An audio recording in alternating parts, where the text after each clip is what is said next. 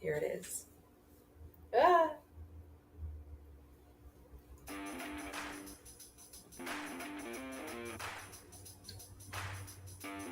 I outdone did myself. Pretty good.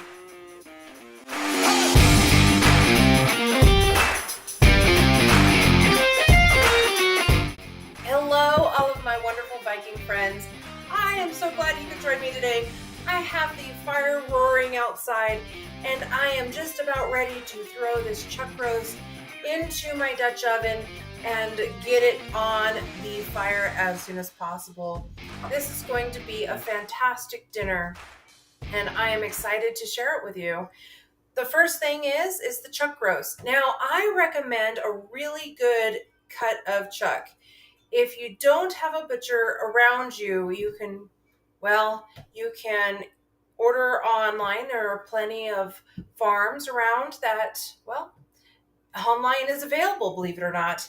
And, you could go to the grocery store, but I actually prefer going to a butcher and asking which farm is your chuck roast from.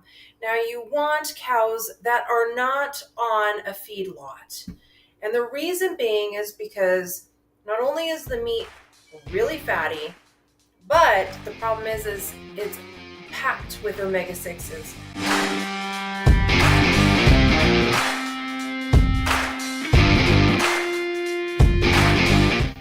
Then, good quality grass-fed butter is a must. Now, this is a half stick of grass-fed butter. And then if you are ketovore or even ketogenic, then you want to add garlic and onions. It is up to you how much you add, what you add, when you add it. But this combination right here, it makes for a fantastic meal. So this is what I'm going to do. So some butter and of course onions. So I'm going to fill this with 2 cups of water and I'm going to stick it out on the fire and I will return to you here in just a minute. It is very important not to set the Dutch oven directly in the fire.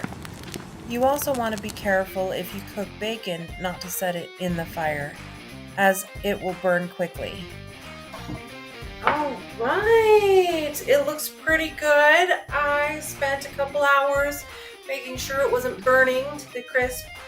It actually turned out really good and it looks amazing. So we're going to cut inside of this.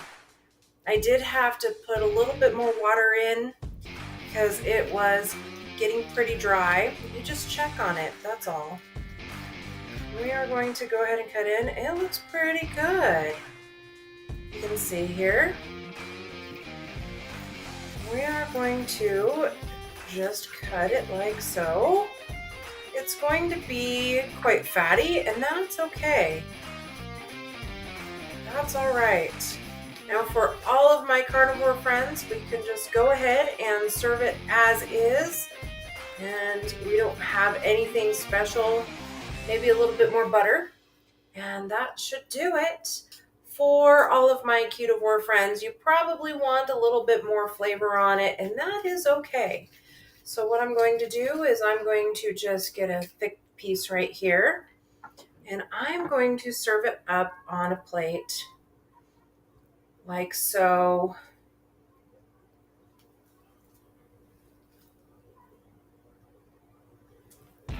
Like so.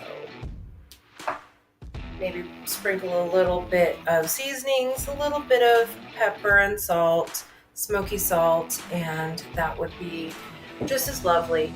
Now, let's say you are maybe doing a barbecue for more people and you want to serve it keto style.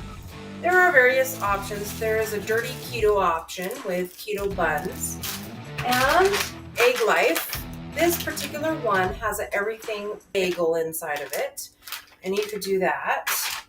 Or you can just serve it on some lettuce. This is butter lettuce, and you can go ahead and just serve it up like so. Okay, so then there's the fancy schmancy stuff. Fancy schmancy, all sorts of different things.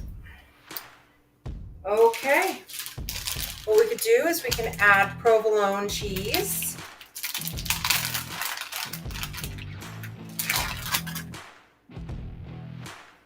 Now it's been sitting in here resting for, I don't know, 10, 15 minutes. It might be a little chilled by now, but that's okay. That's all right. We're going to put one on the bottom and one on the top and make it like a sandwich. And then we can definitely eat it like such. As it falls out, ignore this. It's falling out. Or what we can do is we can make a full-blown keto, a dirty keto sandwich for everyone else out there who wants to enjoy their barbecue and enjoy it, well, relatively, I don't know, relatively without going insane. We're going to put this on here, and then we're going to put a little bit of tomato on like so, a little bit more provolone, or you can do... I had trouble with this audio recording, so I had to dub over this section, but that's okay. Excuse the messy fingers right here. It's to be expected. Anyway, I used the Swiss cheese of the aged, and now I am going to cut open an avocado. And yes, I am using the exact same knife that I used to cut the chuck roast. That's okay. Not only does it bug your guests, but you save on dishes as well. Win-win. Well, I am slicing the avocado and putting it on the bread, and then I'm going to smush it in there, and it looks really good. And here you are, a dirty keto beef chuck roast sandwich, and it doesn't look too shabby if I say so myself. Let me wash up, hold on. 1 hour later. Okay, and if you wanted to, you could add mayo if you wanted to. And you just stack this in, and there you go. Beautiful roast beef sandwich, fit for a king, wonderful, better than you can ever get at any kind of fast food restaurant, and arguably any kind of restaurant out in town.